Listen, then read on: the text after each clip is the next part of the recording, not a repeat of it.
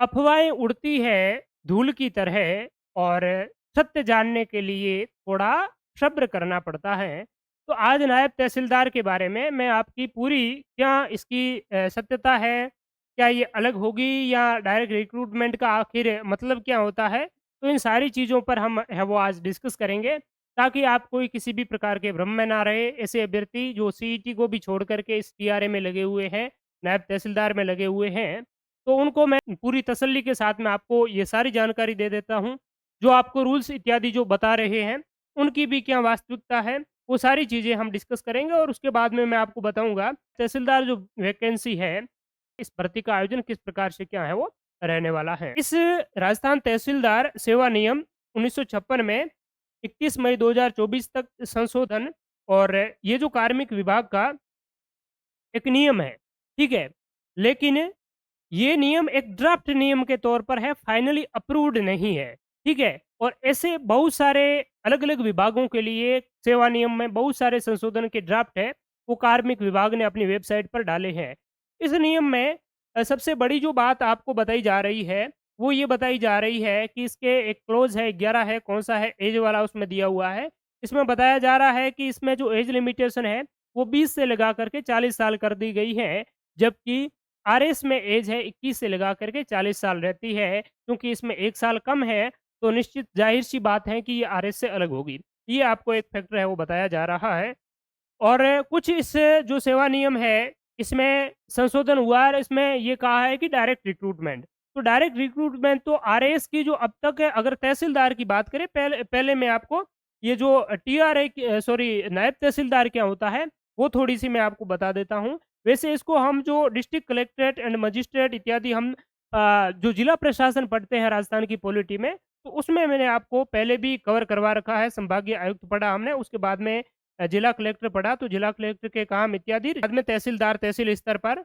अब तहसीलदार के जो नियुक्ति है तहसीलदार की, वो हमने देखी थी कि तहसीलदार की नियुक्ति है वो डायरेक्ट रिक्रूटमेंट के माध्यम से नहीं होती है। राजस्व मंडल अजमेर के द्वारा तहसीलदार है वो नियुक्त किए जाते हैं और वो नियुक्ति है वो नायब तहसीलदार से है वो तहसीलदार बनाए जाते हैं, ठीक है? पहले नायब तहसीलदार का जो रिक्रूटमेंट है होता है, वो डायरेक्ट रिक्रूटमेंट होता है और सीधी भर्ती से आपके 66% है, 34% है वो पदोन्नति के यानी कि प्रमोशन से, गिरदावर से, जिसको राजस्व निरीक्षक कहते हैं, इससे आपका है वो 34% प्रमोशन होता है और 66% के लगभग है, ये आपका नायब तहसीलदार से फिर तहसीलदार बनाते हैं। तो नायब तहसीलदार की अलग से भर्ती नहीं होती है राजस्थान में, तो क्या होता है, तो नायब तहसीलदार में आरटीएस सर्विस के तहत जो आरएएस का जो कंबाइंड आपका नोटिफ़िकेशन निकलता है, आरएस और अधीनस्थ सेवा परीक्षा के लिए आपका, ठीक है? तो उसमें जो टॉप रैंकर्स होते हैं, उनको तो है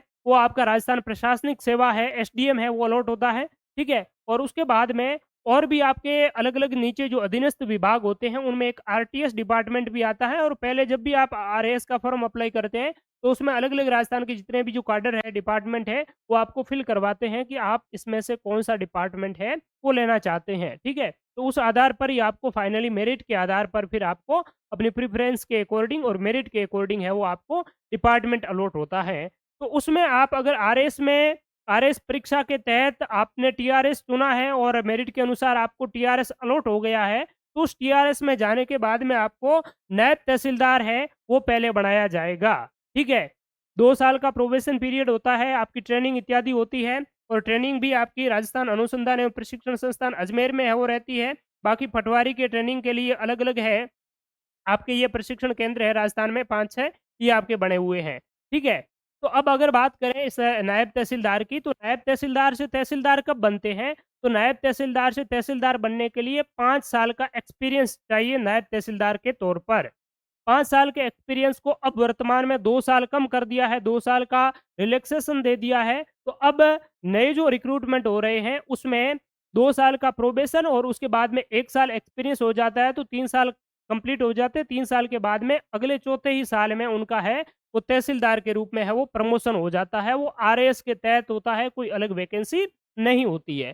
अब जो नए नियम इत्यादि जो बने हैं, वो हम देखते हैं तो नए नियमों में इतना ज़्यादा है, वो आपका इसमें कहीं पर भी खुले तौर पर नहीं कहा गया है कि इसका जो आपकी डायरेक्ट रिक्रूटमेंट इत्यादि। डायरेक्ट रिक्रूटमेंट का तो वैसे कहा ही जाता है, क्योंकि अधीनस्थ जितनी भी जो सेवाएँ होती है, चाहे पटवारी की बात करें और भी जितनी भी जो आपके नायब तहसीलदार हैं, ये सारी डायरेक्ट रिक्रूटमेंट ही है, लेकिन तहसीलदार की सीधी भर्ती नहीं होती है।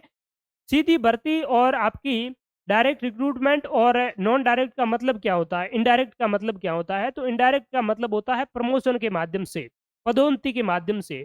डायरेक्ट का मतलब होता है सीधी भर्ती के माध्यम से, और सीधी भर्ती में ये मतलब नहीं है उसमें इंटरव्यू ना हो, मेंस ना हो, तो वो सीधी भर्ती का तात्पर्य नहीं है। सीधी भर्ती का मतलब ये होता है कि उसमें पदोन्नति इत्यादि से आपका चयन ना होकर के प्रतियोगी परीक्षा के माध्यम से चयन होता है, कॉम्पिटिटिव एग्जाम के माध्यम से होता है। कॉम्पिटिटिव एग्जाम कई लेयर में हो सकता है, प्री एग्जाम है, मेंस एग्जाम है, इंटरव्यू है, वो सारी उसमें प्रोसेस है वो अपनाई जा सकती है।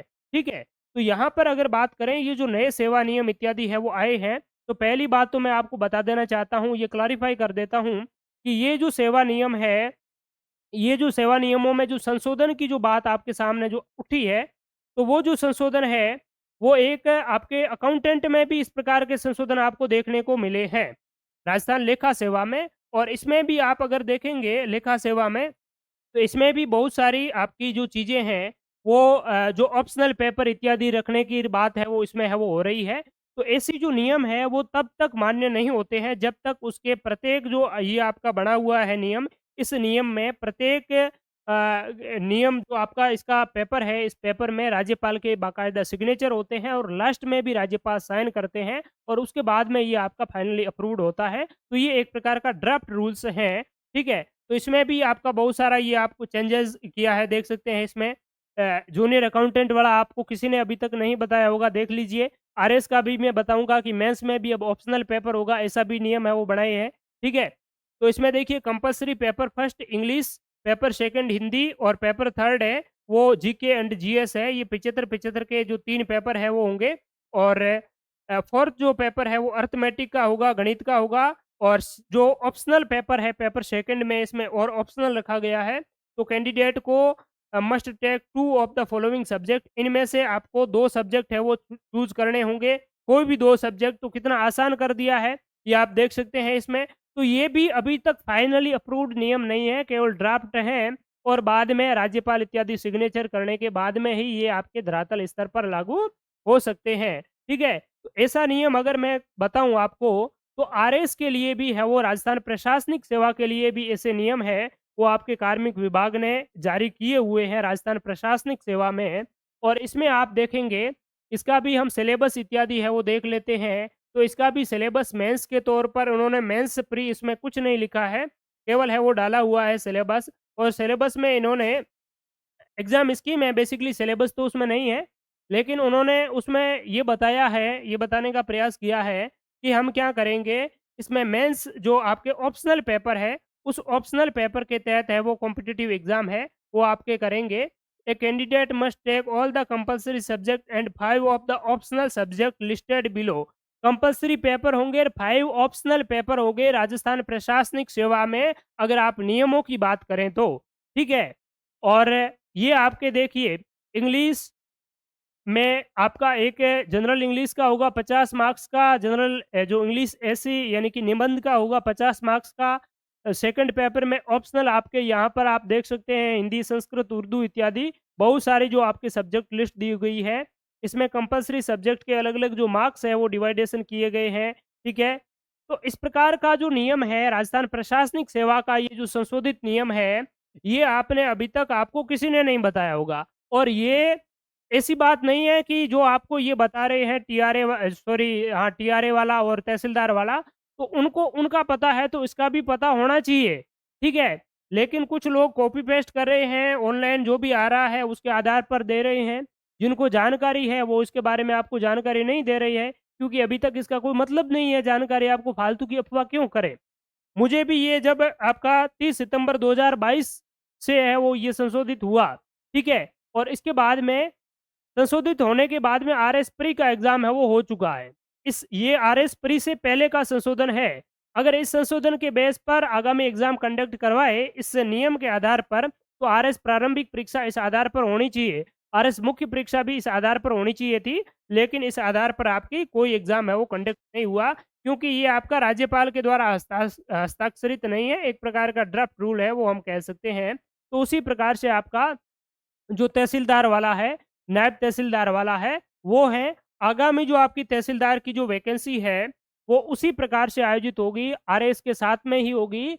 एक बात आप समझने का प्रयास करें, राजस्थान की गवर्नमेंट एक ओर तो कह रही है कि हम एसआई पुलिस सब इंस्पेक्टर का पेपर है, वो अलग से करवाने में काफ़ी ज़ोर आता है, दिक्कत आती है, अलग से ना करवा कर के आरएस के साथ में करने पर हम विचार कर रहे हैं।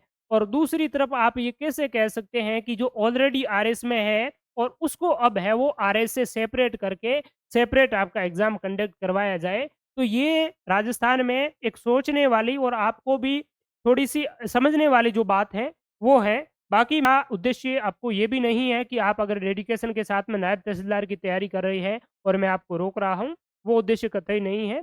आपको एक जानकारी होनी चाहिए और दूसरी बात है कि आप जो तैयारी करें तो फिलहाल अगर आप बिल्कुल बेरोज़गार हैं, तो आपको पहले जो प्राथमिकता है, वो सीईटी पर देनी चाहिए। अगर सीईटी को आप अच्छी तरीके से अब की बार आने वाली जो सीईटी है, उसको गंभीरता से लेकर के अच्छी स्कोरिंग करेंगे, तो आगे वाले 3-4 साल का जो फ्यूचर है, वो इसी सीईटी पर बेस्ड आपका होगा। जितनी भी वैकेंसी होगी, वो इसी सीईटी पर है, वो आधारित होगी। तो इसीलिए आप पहले सीईटी को अच्छी तरीके से करें। सीईटी में आपने अगर अच्छा स्कोर कर लिया, इसकी अच्छी तैयारी कर ली, तो आरएस प्रारंभिक परीक्षा में भी आप बहुत ही अच्छा स्कोर करेंगे और मुख्य परीक्षा में भी बहुत आपका फैक्ट जब मजबूत होंगे, तभी तो आप कुछ लिख पाएँगे ना। तो मुख्य परीक्षा के लिए भी आपकी फैक्ट है, वो काफ़ी अच्छा मजबूत हो जाएगा और बाकी कुछ एक्स्ट्रा सब्जेक्ट्स हैं, तो वो आप बाद में भी है वो पढ़ सकते हैं, उसकी तैयारी है वो कर सकते हैं। इसीलिए बिल्कुल बेरोज़गार अभ्यर्थी विशेष रूप से सीईटी ग्रेजुएशन लेवल और सीईटी 12th लेवल पर फ़ोकस करें। जो अच्छी खासी जॉब में हैं और आरएस इत्यादि की है वो और तैयारी कर रहे हैं, तो वो आरएस के सिलेबस के अकॉर्डिंग ही आप तैयारी करें।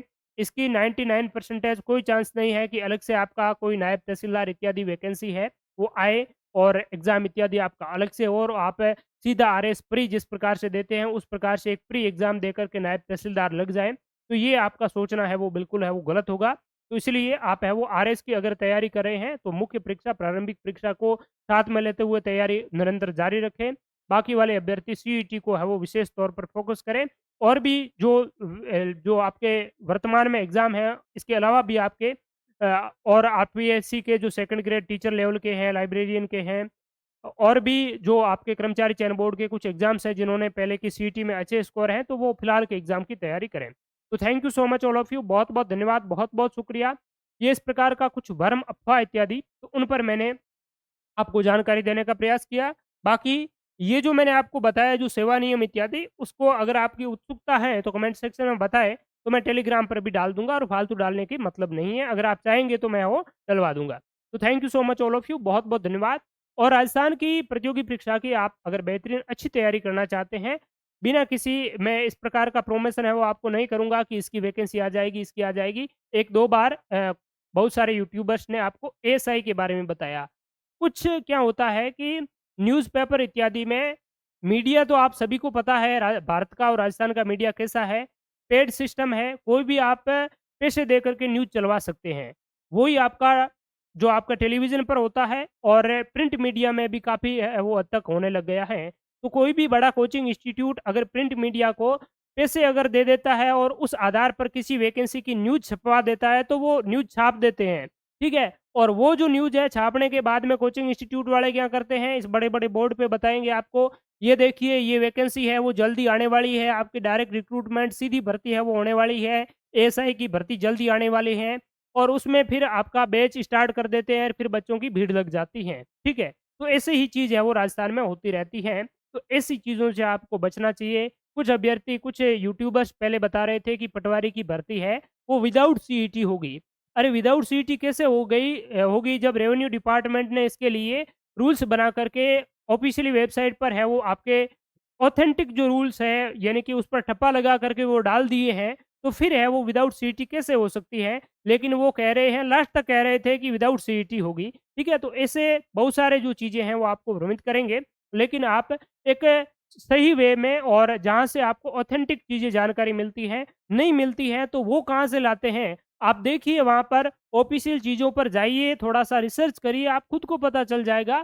फालतू की इधर-उधर ताका-झाकी करने की मतलब भी नहीं है। ठीक है? तो thank you so much all of you. बहुत-बहुत शुक्रिया। नमस्कार।